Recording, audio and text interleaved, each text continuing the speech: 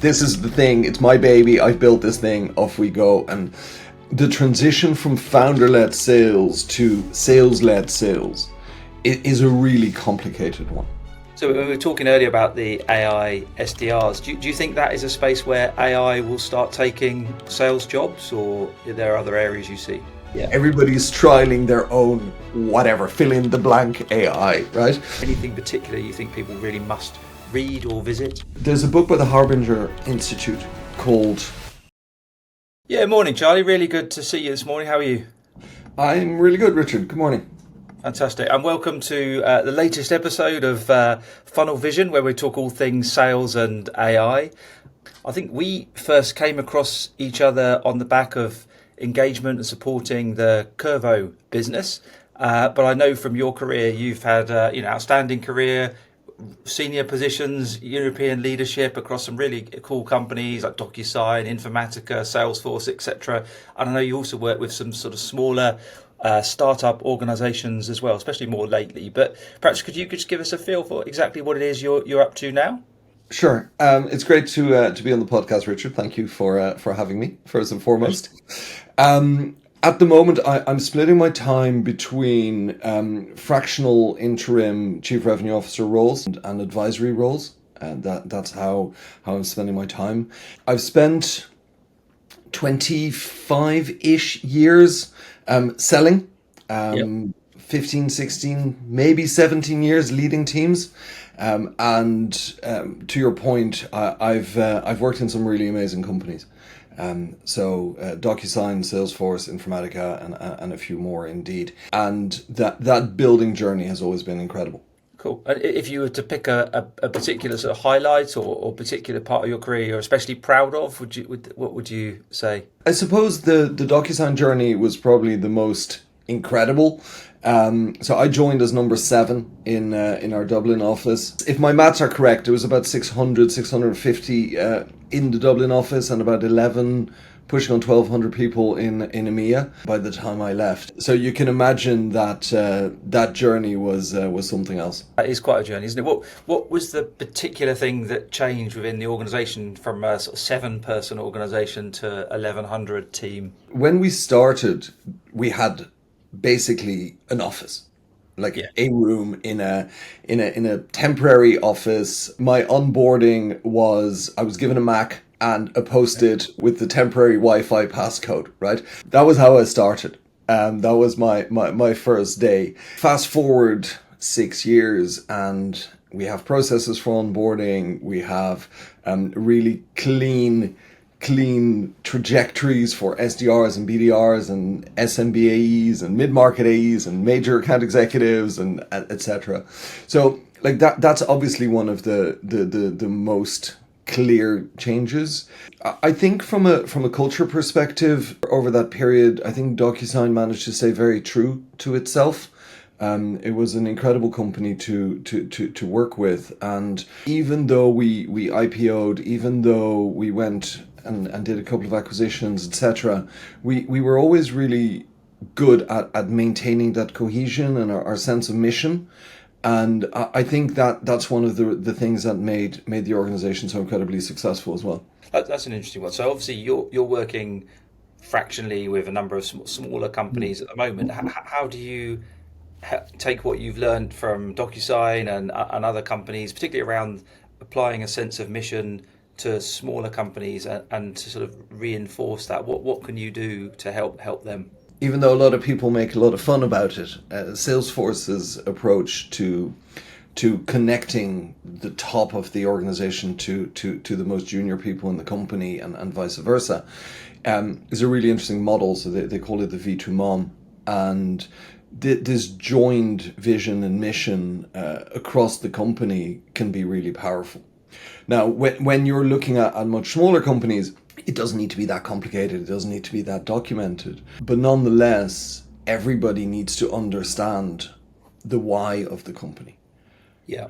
Why did the 2 founders or the 1 founder create the company? What's our mission and how are we going to get there? And in smaller companies, earlier stage companies, sometimes gets forgotten because it's so in the DNA of the founding team that Yes. Yeah. they don't always have the agility, the ability, or even the time to sit down on a regular basis with their new hires, with the wider company, and go, hey, this is why we're doing this. This is why what you're doing really matters and has an impact. I mean, I think sales leadership's quite tough, but BDR is a tough gig, isn't it? And if you're literally just focused on X number of calls, X number of messages, and you're not part of something a bit bigger, it's a very tough, It is a tough. demotivating role at times, with Yeah. a lot of rejection, especially for new starters. So I think if you can share that bigger vision, it's a Yeah. great thing to pull those guys and girls Yeah, along. not only is it a tough role, I think certainly in this hybrid slash remote world that we're living in, it's getting a lonely role,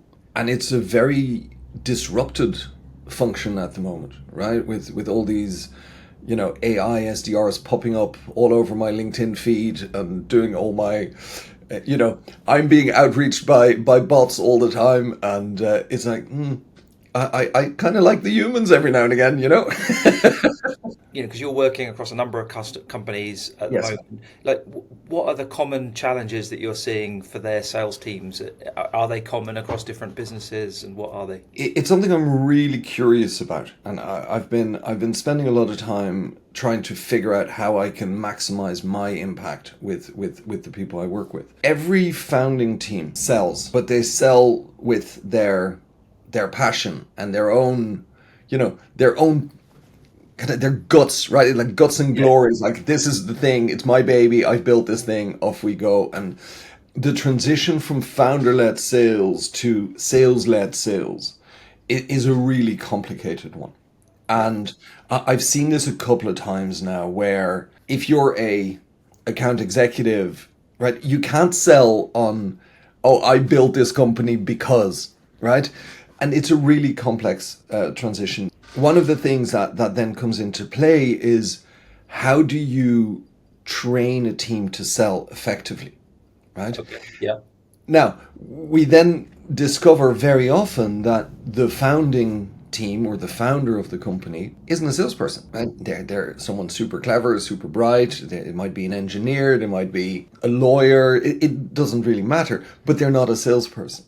And you then get into this stage where it's like, how do I train my team to sell when I don't know how to sell properly, quote unquote, right? I don't have a qualification framework. I don't have a discovery process. I don't know how to demo, because Yeah. I demo because I know why I built this product, right? And that transition is really, really interesting. And it's one of the things where I spend a lot of time working with the companies I work with, is trying to get some form of sales methodology, framework, whatever you want to call it, embedded into the day-to-day of the team. And it's something I adore doing, by the way. I'm Yeah. really It's great. passionate about it. As I said, I've spent a lot of time selling. I have done so many sales trainings. So, for the fun rattling off the list, I've been on the receiving end of Challenger sales training, Medic sales training, Sandler sales training, Spin, Spiced, and Richard. I don't know if you remember this, but Holden power based selling, does that ring a bell with you? That was the hot ticket in the late 90s. I'm showing my age here. Yeah. Sadly, I can't, I've never done it, but I have heard of it. I must admit, I should have just said no, never heard of it. But I have heard of it, but I haven't done it. So I think I've And done all the others, to be fair, that you mentioned as well. yeah, But yeah. and if you take all of these things together, and this is again where AI becomes quite interesting, I think. Over the last year and a half, I've kept all my training documents from every company I've ever worked with, right? I love learning. I love the whole enablement piece. About a year and a half ago, I've taken every single one of my own training notebooks, Yeah. handwritten, and I brought them to a company just outside of Dublin, and I've had them digitized. Okay. Yeah. And it's, I don't know, whatever, 600-700 pages, maybe a bit more. And I've built my sales coach in Perplexity, right? Yeah. And I've built my own space, and I've been feeding it all of my handwritten training notes on Sandler, on Challenger, on whatever it is. Yeah. And it's been a really interesting process because at the end of the day, you can label it sales process, but it doesn't really matter. At the end of the day, it doesn't matter. It's you can take a bit of winning by design and a bit of medic and a bit of challenger because that fits best if you're a one person company selling into law firms, right? Yeah. Or you go really hard on the decision process because you're just that type of company who needs multiple stakeholders to get a contract signed, right? And it's one of the things that I really really enjoy. Firstly, what do you see as the impact of AI on sales at the moment, and where have you seen it deployed successfully to advantage? I think that if anybody, and I don't know if there's anybody left in the world who would say something like this, but there is an undoubted AI impact on sales, Yes. right? Like it's a given at this stage, right? Where I see it impact my sales orgs in a positive is in the, I suppose the research side, the menial admin-y part of coming back to the SDR or BDR role, right? Hey, do some research on this company, right? You can now literally ask your AI to do deep research on an organization, read an annual report, which in the old days, whatever, 2 years ago, right, would take you a couple of hours to read that. So that's a really positive. And I'll go back on some of the other sides that I think are positive on the sales and the sales execution piece. But on the SDR role, that's definitely a time saver, and it's a really positive one. What the risk is that people stop thinking for themselves, Yeah. right? And there was actually I just saw the headline of an article in the New Yorker about, are we still reading? Right? Are we actually still reading, or have we outsourced our reading to LLMs and to AI? And I think that's the slippery slope, Yeah. that Yeah. we lose our natural curiosity, we lose our natural interest in actually trying to figure out why that thing matters, right? So AI can tell you the answer based on what it reads, but there's no passion behind that. There's no emotion behind it. There's no connection with with I don't know, the CEO of the company I'm trying to research, and I think that's something that we need to be really careful with in a sales org. I think hiring for curiosity is business critical, and I think that if we outsource our actual natural interest in the companies and the people that we're researching, we just lose something. We lose that spark. On the account executive piece, I think AI can become really, really helpful on identifying risk, right? So identify risk in a process. So 2 weeks ago, HubSpot and ChatGPT announced their integration. I've been looking at this. I'm really curious to see how that works. I'm working with a couple of companies that have HubSpot deployed. I'm leading kind of HubSpot and ChatGPT project at the moment, trying to figure out how that works, which is really, really interesting because it will hopefully help salespeople become better, Yeah. as long as they don't become quote unquote lazy or complacent. Complacent's probably a better word, Richard. Don't you think? I think that's a big shift that's happening at the moment. The final piece, and this is all the conversational intelligence topic, right? Yeah. So in the gongs, the curvos, the spiky, there's a list of them, right?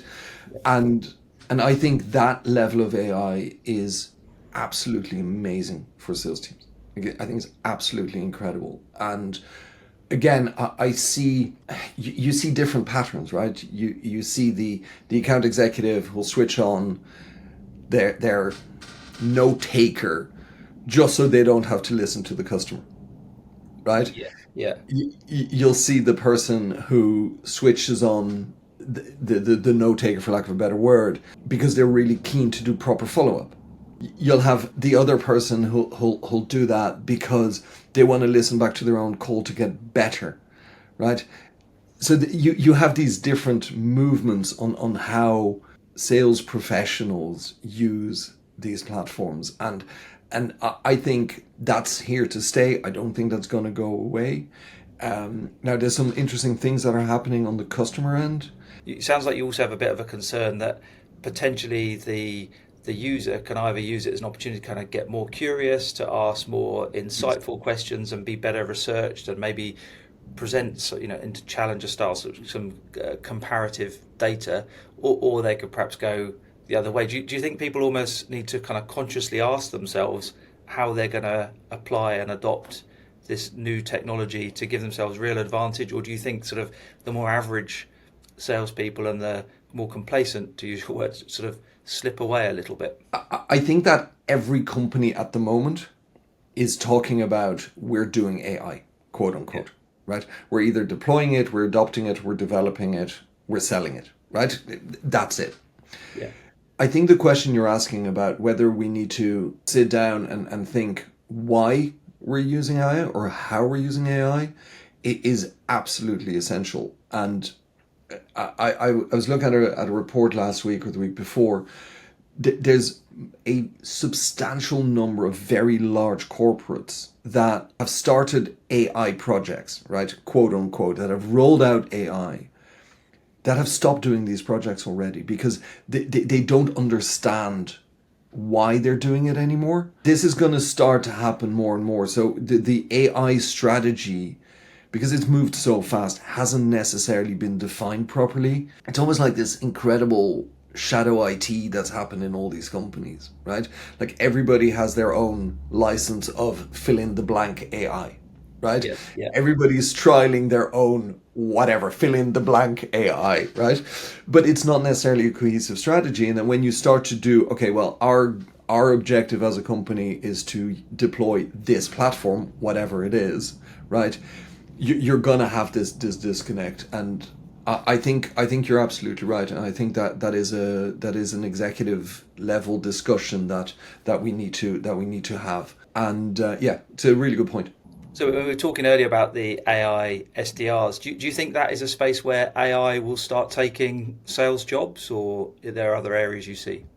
I don't know if it's gonna start taking jobs, Richard. I see a couple of the AI SDRs companies that are around there. They're building in the public eye. They seem to be adding value, but I don't necessarily know if they're going to be as effective with, I suppose, the world that we're living in at this moment, because everybody's looking for more, I think, more human touch. Yep. I think the Apple move on voicemails, for example, is a really interesting shift, and actually I'll come back to that in a second. What I'd like to think is that the AI SDR will enhance SDR, BDR, AE role, that those functions just become slightly different, right? It will impact the number of roles. That I have no doubt. Right, I'd be surprised if the future SaaS companies will have banks of 3, 4, 5, 600 SDRs anymore. Yeah. So that I see. At the same time, that role has to evolve, right? Just like we all do. The Apple thing, were you going to come back to that? Was that what you were going to? Yeah. So from an evolution perspective, like when I started selling, right, I was taught how to leave an effective voicemail, right? Yeah, Like, likewise. Yeah. yeah, Yeah. exactly, right? And now we're back to that. Because Yeah. if you don't know how to leave an effective voicemail, the message that shows up on your phone, you're just gonna be dismissed. So Yeah. we've gone full circle where the ability to filter through AI is now forcing you to be a better person at leaving an effective voicemail as a human, as opposed to, right? So that's the type of stuff that I think is going to happen. That there will be new roles, similar roles that will be AI enhanced as Yeah. opposed to replaced. Yeah. Hopefully. I do have a bigger philosophical concern about that. Like I have children in university at the moment, right? Okay. I don't believe they have any interest in going through a tech a tech world career path, but there's loads of people that are, and it's going to probably become more complicated for that next generation to get that step into the industry, because those junior roles are going to be less present, Yeah. right? So there's something there at philosophical level that is a concern, but we'll Yeah. I figure mean, it out. my kids are just out of that university stage and so on as well. But do you think for people that are maybe starting to think about that how big a part of their decision is how will AI impact my role for the future as well? Do you have people, of the sort of 16, 18 year olds starting to ask themselves that question, do you think? I think so. Like I have a 15-year-old kid as well. Okay. Yeah. And he's certainly thinking about that. I'm also seeing how he's interacting with the world, right? He's a very curious person, which is great. But at the same Maybe not a time, surprise though, is it, Charlie? But like he's not digesting information in the same yeah, way that his older siblings would have. He's less into actual books. His data flow comes from different sources, and he knows that it's gonna change. Now he's thinking about a totally different trajectory. He wants to go into maybe the psychology world, or physio, that type of yeah, yeah, yeah, jobs that are probably safe. yeah, yeah. Yes. I think as long as people, well, I mean, I've been to physio loads about dodgy Yeah, knees and various sporting injuries and things like that. So I think there's always going to be a demand, and I just can't see how yeah, exactly. technology can replace that unless you have Exactly. robotic physios and so on. And I still Oh think we're quite a way God. off that. Yeah, we're way off. Come on. I've got probably just one quick question before we move on. Is there any sort of particular trend or bold prediction that you have around AI and technology and the impact on sales that you have that probably isn't that well spoken about? Or There's a lot of hope that AI can fix things, right? yeah, yeah, That it can improve a sales org, right, for example. And it will, to a certain extent. I am really convinced. I would like to believe I am true. I'm right, Richard. I'd like to believe I'm right. The peer-to-peer coaching, the one-to-one coaching, the actual sitting in a room, virtual or otherwise, with each other, and brainstorming on how we develop, whether it's as a person, as a sales organization, or with a customer, it is never going to go away. yeah, And I think we don't talk enough about that, right? We talk a lot about deploy this and you will be better by X%, right? Now, it's a bit clickbaity, and LinkedIn is full of that type of stuff, but yeah, yeah, yeah. we don't talk enough about the absolute multiplier of actual coaching, of actual embedding knowledge into our teams. Because I feel, and this is a strange thing, it's almost like surrendering your child's education to their tablet or their iPhone, right? I feel a lot of sales leaders go, well, I've given you the tools, right? Now be better at selling. Is there sort of one or two books or something that, or places that you would point people at to kind of build some of their own knowledge? I know you appreciate you said Costigan and Lanigan, etc. Then, but anything particular you think people really must read or visit? There's a book by the Harbinger Institute called Getting Out of the Box, something like that, Yeah, which from a leadership perspective is incredible. People don't read it enough. It has everything to do with how you as a leader, your attitude, behavior, mood will impact the people you work with. yeah, And that's a really really important book. I think that's a must read the moment you become a first line manager. So that's Andy White's Medic book. Super accessible, really really clear on Medic and Medpic, and how you identify your own risk. Great. yeah, Right next to it is the Qualified Sales Leader, which is the most frustrating book as a sales leader you can ever read. I don't know if you've ever read it, Richard, but basically the first 50 pages or so tell you how crap a sales leader you are, because Okay. it describes the shittiest QBR you've ever been in, and it's like, oh yeah, I've done that. Oh yeah, I've done that too. Oh Yeah. yeah, I've done that too. Yeah. Yeah. And it then pivots into how to use a qualifying sales framework to actually run that type of meeting more effectively. Is there kind of like one thing that like consistently has the biggest impact on the companies that you're working with? If so, what is that? I think there's a couple things. Early-ish stage companies often really struggle with numbers accuracy, so forecast accuracy. Yeah. So that's one of the recurring themes that I step in on. Right? So it's like, okay, we've raised money, we now have VCs, PEs on the board, right? How do we work with that with the understanding that our forecast needs to be more accurate, right? So that's the first thing. That then trickles into the sales organization in general, their ability to predict and be more sharp on their own forecasting, right? Yeah. So they're two common themes. The other piece is all early stage companies are really passionate about their product, and Yeah. they tend to sometimes forget how it impacts their customer, Yeah.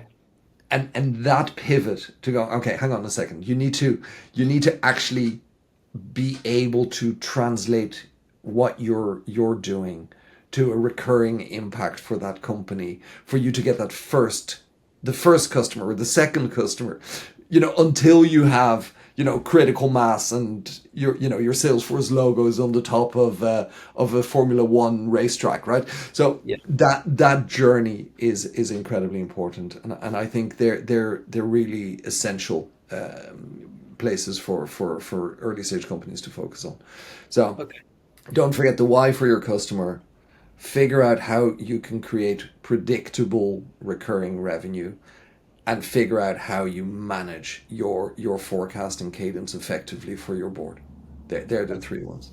Well, two more questions actually. So, Okay. what one would be favorite deal? Favorite deal you've ever done? There's one, and it's really, really, really a long time ago.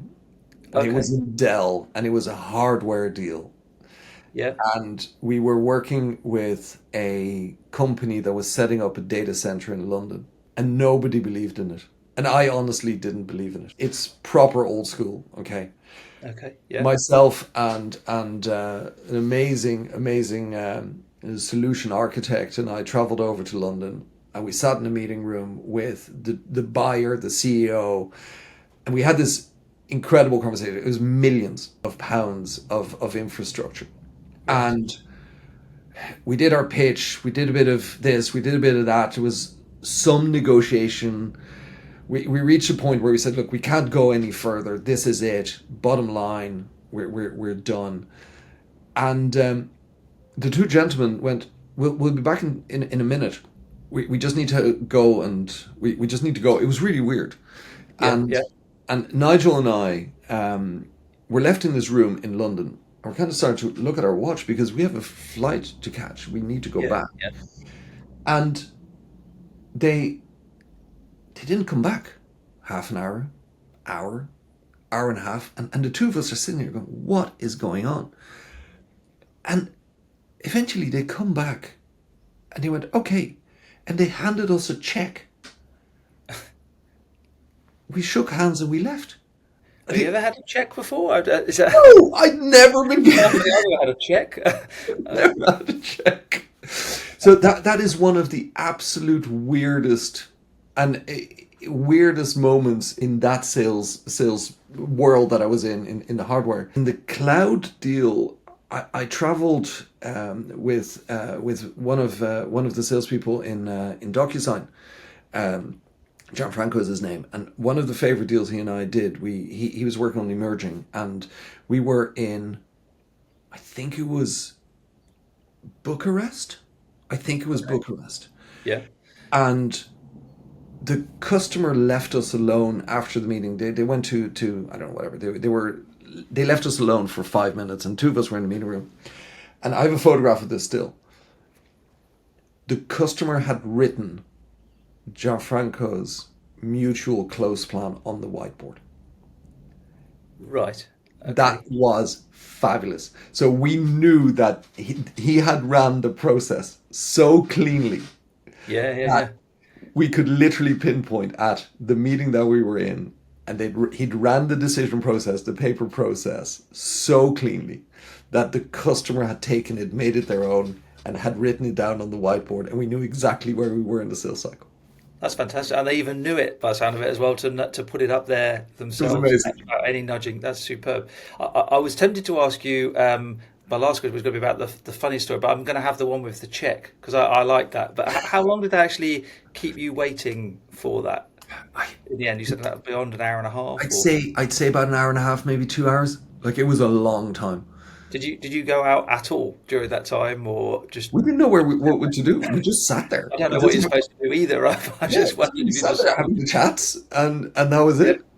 It was bizarre.